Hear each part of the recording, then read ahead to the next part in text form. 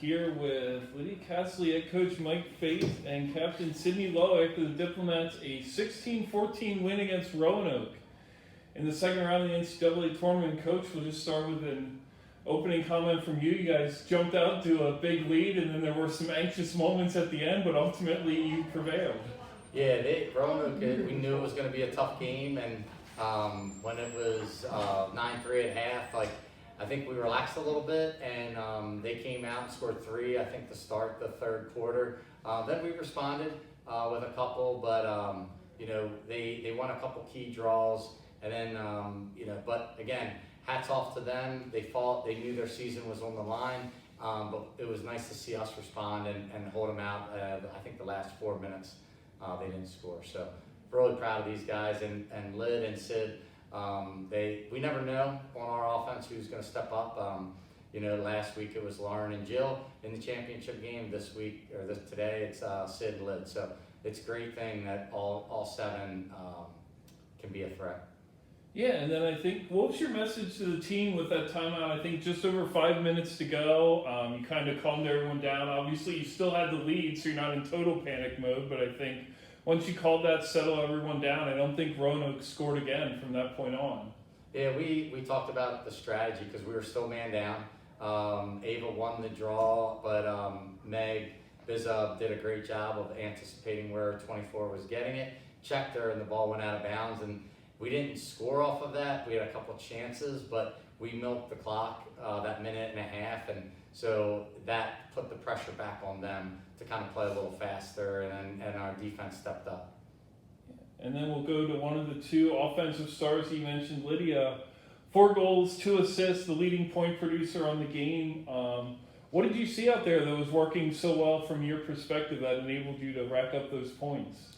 Yeah, I think on offense, our practices and everything, we have been practicing 1v1s, 2-man, everything, and so we're so versatile now, so whatever defense we face, we can pull anything out of our pocket, and it really works. Yeah, and then what's it like to play in a game like that? 30 goals combined between the 2 teams. That's got to be pretty fun as an attacking player to play in such a back-and-forth, high-scoring game. Yeah, it's definitely a little nerve-wracking. You kind of have to play a little smarter at times, but you know that every single teammate has your back, and play with heart. Yeah. And then we'll go to Sydney. 2 goals, 3 assists. I think each of your 3 assists went to 3 different people. So what were you seeing out there that enabled your team to have so much success? As we mentioned, the 16 goals on offense. Yeah, I think that just shows how deep our offense is. Our entire team, from attack to middies, they're all such great players, and our offense works with all 7 attackers out there. So whoever's open, we're going to find them and let them score.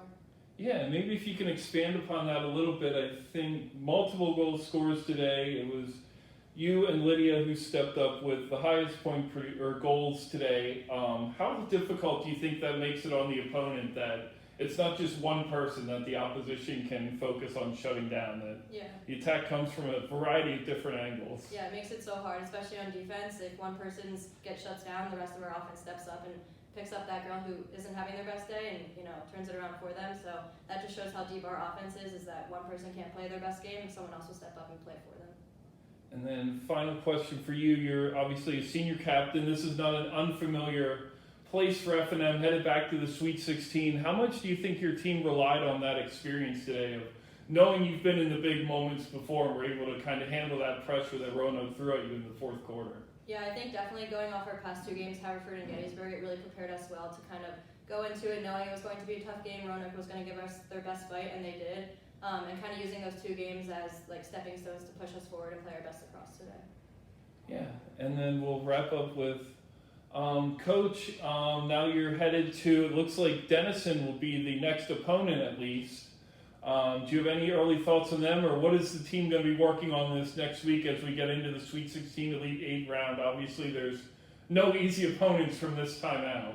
Yeah, nobody wants to go home, right?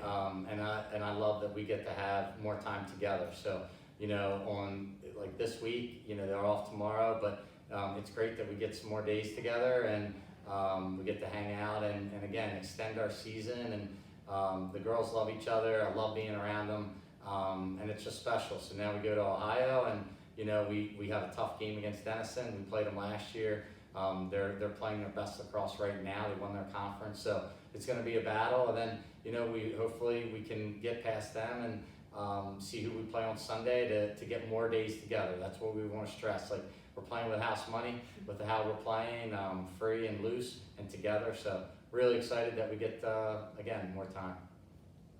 We'll conclude on that. Congratulations, and we will look forward to seeing you next week. Thank you. Thanks, Justin.